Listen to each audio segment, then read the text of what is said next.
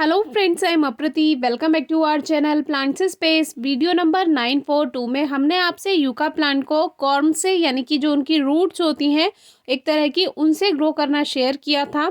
Yucca plant जो है ये बहुत स्लो ग्रोथ करता है और वो वीडियो में हमने आपको दिखाया भी था, तो वीडियो आप डिस्क्रिप्शन बॉक्स में ज़रूर चेक कीजिए। तो यूका प्लांट को आप कॉर्म से यानी कि जो उनकी रूट्स हैं उनसे भी ग्रो कर सकते हैं, बेबी प्लांट से भी ग्रो कर सकते हैं। तो तब हमने ये इस प्लास्टिक पॉट में ग्रो किया था जिसमें ड्रेनेज सिस्टम अच्छा बनाया हुआ था। इसमें होल्स हैं लेकिन नीचे की तरफ थोड़े से हमने पत्थर भी रखे हुए थे, कंकड़ जो छोटे छोटे, और छोटे छोटे दिए के टुकड़े रखे हुए थे। उनसे क्या होता है, ड्रेनेज सिस्टम अच्छा बनता है। इस बारे में कभी अलग से बात करेंगे क्योंकि काफ़ी व्यूअर्स के कमेंट्स आते हैं कि क्या नीचे पॉट में पत्थर रखने चाहिए या नहीं।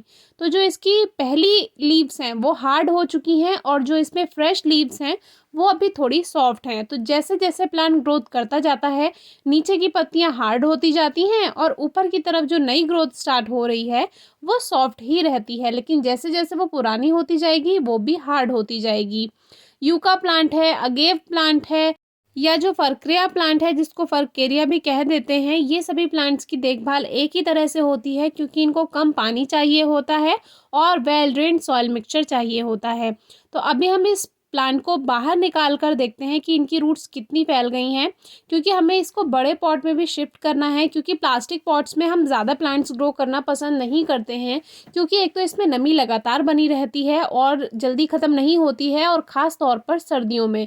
और हम प्लास्टिक पॉट्स को बहुत ही कम यूज़ करते हैं। जो नर्सरी से पॉट्स आ जाते हैं प्लांट्स लगे हुए उनको तो हम रखते हैं, नहीं तो हम स्पेशली प्लास्टिक पॉट्स नहीं लेते हैं प्लांट्स के लिए। आप मिट्टी या सीमेंट के पॉट ही हमारे गार्डन में देखेंगे, या फिर हम थर्मोपॉट्स पसंद करते हैं जिसमें हम सीजनल प्लांट्स ग्रो कर सकें। तो इसको बाहर निकालते हैं। इसमें वाटरिंग हमने आज ही की थी। हम इस प्लांट में बहुत कम और हल्की वाटरिंग ही करते हैं क्योंकि इस प्लांट को बहुत ज़्यादा पानी पसंद नहीं होता है। आप नीचे की सॉइल देखिए, इतनी ज़्यादा गीली भी नहीं है। तो जो रूट्स हैं, वैसे तो हम चाह रहे थे कि ये मिट्टी के साथ ऐसा का ऐसा बाहर निकल आए, लेकिन इतनी ज़्यादा रूट्स नहीं है इसीलिए मिट्टी को नहीं पकड़ा हुआ है और मिट्टी भी हल्की भुरभुरी है। भुरभुरी का मतलब क्या होता है, ये एक आम शब्द है।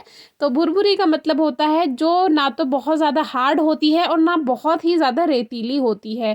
थोड़ी इस तरह की मिट्टी जो होती है प्लांट्स के लिए अच्छी होती है। और देखिए इसमें न्यू ग्रोथ भी हो रही है, न्यू शूट इसमें आ रही है और यहीं से ही इसमें बेबी प्लांट बनेगा जिनसे हम अलग करके नया पौधा तैयार कर सकते हैं।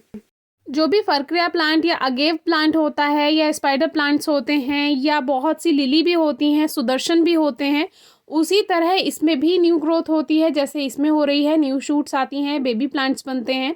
तो देखिए ये पत्थर हमने इस पॉट में नीचे की तरफ रखे हुए थे जिससे ड्रेनेज सिस्टम अच्छा बना हुआ था। बाकी हम पानी कम ही देते थे और बारिश के दिनों में इसको बारिश से बचा कर रखते थे। ये जो पॉट है इसमें बालसम लगा हुआ था, बालसम यानी गुलमेहंदी, और इसका अभी हम कोई स्पेशल सॉइल मिक्स तैयार नहीं करने वाले हैं। इसी में ही 2-4 मुट्ठी हम कावडंग यानी गोबर की खाद मिला देंगे, जो कि अच्छी तरह से तैयार हो चुकी गोबर की खाद है। कच्ची नहीं यूज़ करनी है, नहीं तो उससे फंगस लग सकती है। वर्मी कंपोस्ट भी यही काम करता है। सरसों की खली है, 12 इंचेस पॉट के लिए आप 1 चम्मच सरसों की खली यानी मस्टर्ड केक पाउडर ले सकते हैं। तो ये फर्टिलाइज़र क्या है, देसी फर्टिलाइज़र है, तो प्लांट्स पे भी गलत असर नहीं होता है और मिट्टी भी हमारी फ्रेश रहती है यानी ऑर्गेनिक सॉइल रहती है। बहुत से लोग केमिकल फर्टिलाइज़र यूज़ करने लगे हैं अपने घर के लिए भी, यानी कि गार्डनिंग में, जो कि हम होम गार्डनर्स हैं, हमें तो बिल्कुल केमिकल फर्टिलाइज़र यूज़ करना ही नहीं चाहिए क्योंकि अगर हम वेजिटेबल्स ग्रो करते हैं या फ्रूट्स ग्रो करते हैं तो इतना तो मार्केट में ही इतने केमिकल हमें के साथ हमें फ्रूट्स और वेजिटेबल्स मिल रहे हैं, तो हम घर वाले प्लांट्स में केमिकल क्यों यूज़ करें। लेकिन हमारे पास काफ़ी व्यूअर्स हैं जिनको जल्दी बढ़वार चाहिए होती है, प्लांट्स में ग्रोथ जल्दी चाहिए होती है, वो फिर भी जो केमिकल फर्टिलाइज़र हैं वही प्रेफर करते हैं। तो अभी हमने ये जो प्लांट है इसको ऊपर की तरफ ही रखा है पॉट में क्योंकि ज़्यादा अंदर सॉइल में नहीं लगाना है। इसको थोड़ा सा ऊपर ही रखिए, सॉइल प्रेस कर दीजिए, धीरे धीरे ये मिट्टी बैठने लगेगी तो मिट्टी अपने आप सेट हो जाएगी। हल्की ही वाटरिंग करेंगे क्योंकि ऑलरेडी मॉइस्चर था सॉइल में, इसीलिए बहुत ज़्यादा पानी नहीं देना है। और वैसे भी आज बारिश के आसार लग रहे हैं, बादल भी हैं, तो देखते हैं मौसम कैसा रहेगा। अभी हमने प्लांट को साइड में रख दिया है जिससे ये बारिश में ना भीगे। यूका 1-2 घंटे की डायरेक्ट सनलाइट में भी चल जाता है, ब्राइट लाइट में भी चल जाता है और फुल डे सनलाइट में भी चल जाता है। हल्की ही नमी बनाकर रखिए, वेल ड्रेन्ड सॉइल रखिए। मिट्टी में आप थोड़ा रेत ज़रूर मिलाएंगे तो मिट्टी वेल ड्रेन्ड बन जाएगी।